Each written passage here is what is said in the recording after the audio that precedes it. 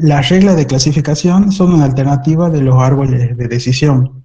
La predicción de una regla es una serie de pruebas como las que se hacen en el nodo de árboles de decisión. Aquí tenemos las reglas de decisión, son de una tipo condición, que cumplen una serie de condiciones, digamos, y la estrategia básica de la construcción de los árboles de decisión se basa en splitting, que básicamente divide el conjunto de datos en subconjuntos considerando un atributo seleccionado por una heurística particular y considerando todas las clases dentro de la partición con la idea de añadir atributos al árbol que se está construyendo, siempre buscando maximizar la separación de las clases.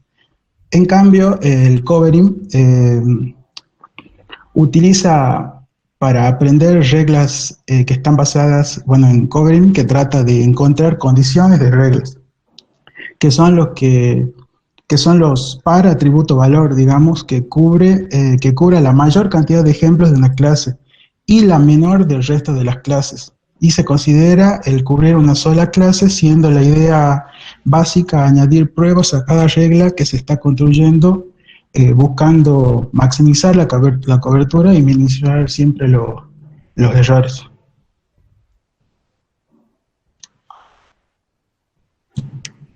Eso es lo que tenemos del punto 1. Con el punto 2, explicar los métodos 0R y 1R y Prism.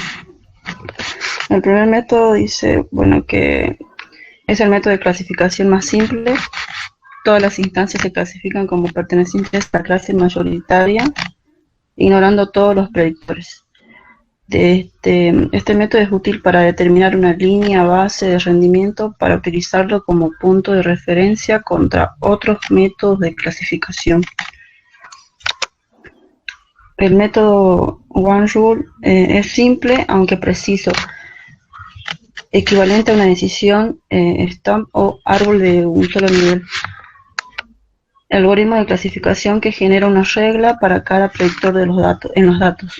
Este algoritmo selecciona una regla con el error total más bajo como su única regla.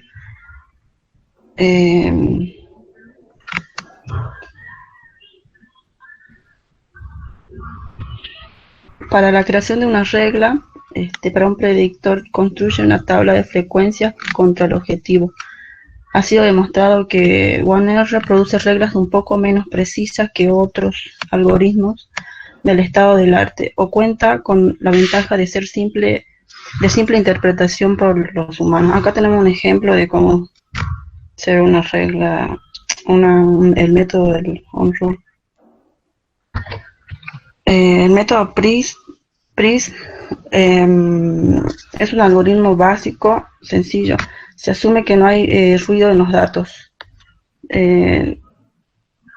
Su objetivo es crear reglas perfectas que maximicen la relación PT, P o ya T, que sería bueno. Siendo la P la cantidad de ejemplos positivos cubiertos por la regla y T la cantidad de ejemplos cubiertos por la regla. Este algoritmo va eliminando los ejemplos que va cubriendo cada regla. Acá tenemos un ejemplo. Es un algoritmo. ¿Te lo leo, profe, o igual lo pueden leer? Sí, ¿no? El PRISM dice... que lea. Esos serían los 3 métodos, profe.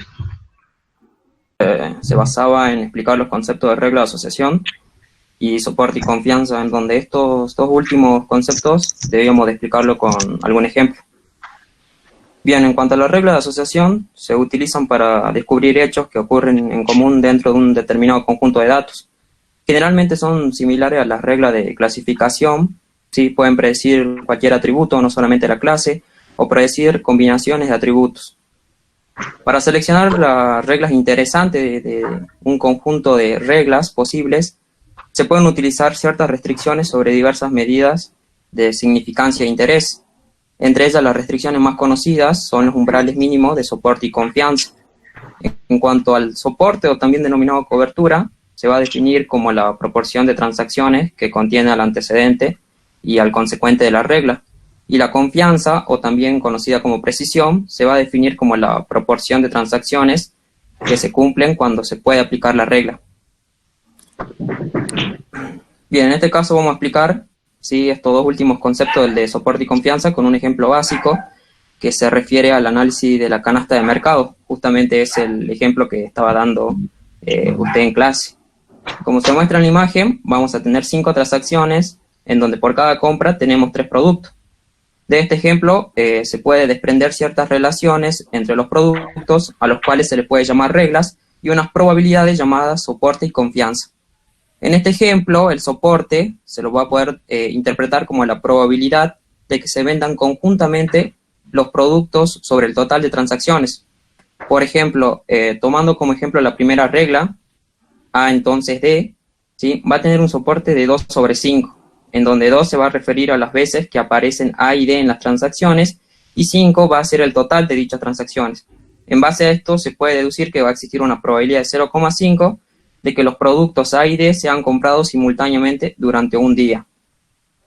Y en cuanto a la confianza, en este ejemplo se lo puede mirar como una probabilidad condicional donde se analiza la aparición de un producto dado una condición. Por ejemplo, si consideramos la segunda regla, C entonces A, nos va a dar una confianza de 2 sobre 4, en donde 2 serán las veces que aparecen los productos C y A en las transacciones, y 4 las veces que va a aparecer el producto C en las transacciones, que me dará un resultado de 0,5. Esto se puede decir entonces que va a existir una probabilidad de 0,5 de que ocurra que una persona que haya llevado el producto C lleve también el producto A.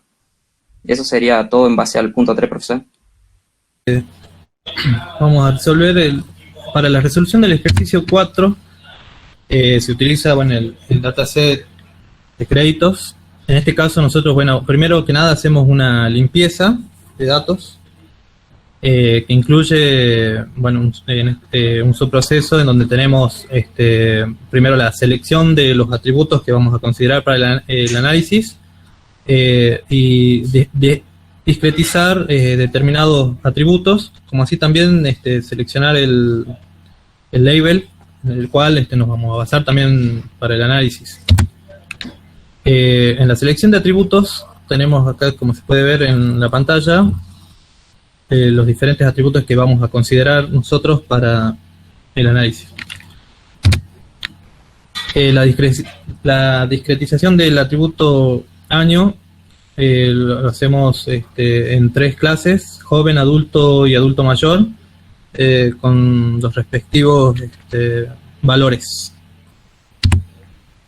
También se discretizó el atributo credit amount en 3 clases: bajo, medio y alto, con también sus respectivos valores en los cuales nosotros consideramos que van a pertenecer cada clase. Este sería el modelo, y utilizamos el árbol, el operador J48 para probar a ver cuáles son los resultados que obtenemos. Y obtenemos este resultado, en el cual nos dice la cantidad de hojas y también el tamaño del árbol, que la cantidad de hojas es 9 y 12 es el tamaño del árbol, o la profundidad. Sin embargo, nosotros en este ejercicio tenemos que probar los nuevos operadores, que serían el 0R, en este caso, solo nos va a decir cuál es el atributo, mejor dicho, la clase que es más representativa. En este caso es bueno. El modelo de performance que tenemos para la realización de este operador es en este caso pudimos observar que la presión que se hizo fue que sea buena la aprobación del crédito. Y entre 140 veces 140 fueron las veces que se produjo correctamente y 6 se predijo que eran rechazados o malos, digamos. Lo que dio un 70% de performance para este operador. El 1R, bueno, también se corrió este modelo y se observó que predijo 707, o sea, se utiliza el mismo modelo, sino que se cambia de operador. En este caso se predice 707 valores de las 1000 instancias que habían en el dataset. Y bueno, en este caso, bueno, indica el factor más importante para determinar si el crédito fue malo o bueno. Entonces, el atributo que consideramos era el credit amount.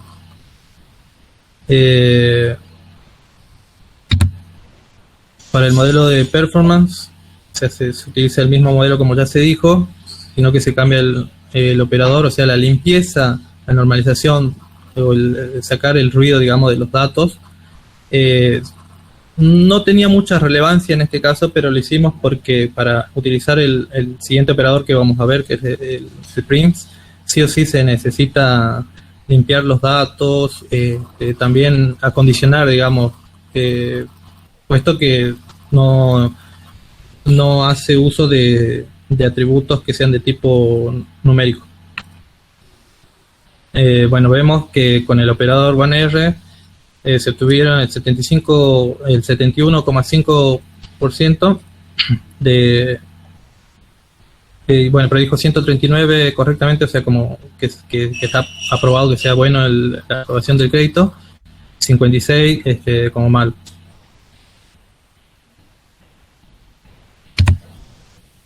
Ahora, para el operador Prince también se utiliza básicamente el mismo modelo, la misma limpieza como ya se dijo, y se obtienen las siguientes reglas. En este caso se obtuvieron estas reglas que se pueden ver acá, en el cual, bueno, por ejemplo, si analizamos la última regla, por ejemplo, el préstamo sea, si el propósito del préstamo es para radio o TV, y la edad de la persona es adulto, recordando de que habíamos discretizado la edad, también teniendo en cuenta de que si existen créditos ya que haya tomado la persona, en este caso 2, el estatus, bueno, que es masculino y divorciado, el estado de la persona, y que el crédito sea un monto bajo, y el trabajo en este caso era, bueno, no sé inglés, pero el compañero lo había hecho como que era registrado, bueno, no recuerdo bien cuál era la traducción de Skillet, pero de que entonces el crédito era, la persona era buena, digamos, se le podía aprobar el crédito. El modelo de performance, bueno, nos dio que tiene una performance del 69,5%. Entonces, obtuvimos que predijo correctamente 134 veces, 55 como bueno y 55 como malo. En este caso ahí dio un 70,9%. Y bueno, predijo 5 veces correcto, también malo, y bueno 6 veces, que dio el 45,45%. Acá se puede ver la tabla de resultados, la performance, la tasa de aciertos del 69,50%. 50%. Bueno, ahora en sí la pregunta decía que si podíamos concluir características generales para el otorgamiento de crédito. Bueno, la conclusión la respuesta a esto, pusimos que se puede concluir que la mayor cantidad de créditos realizados con montos bajos y medios fueron buenos, pero no así los créditos con montos altos, ya que estos fueron malos, o sea, obtuvimos un resultado malo.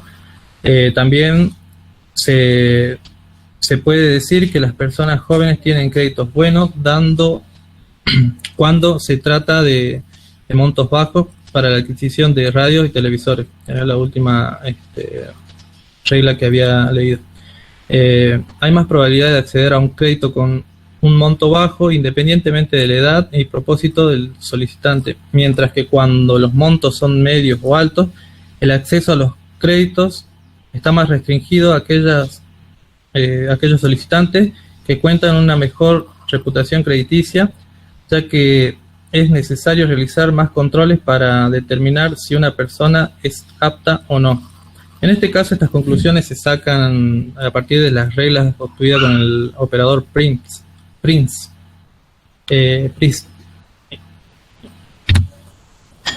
Y la otra pregunta era: ¿qué operador puede predecir mejor las características dadas? En este caso, bueno, el operador, basándonos en las ejecuciones y los resultados que obtuvimos, el operador Z0R no es una regla muy representativa, ya que no nos muestra lo que más predomina solamente. O sea, ahí es cuando obtuvimos un solo resultado y era lo que predominaba, era que el crédito que era bueno aprobarlo, digamos, y no decía nada más.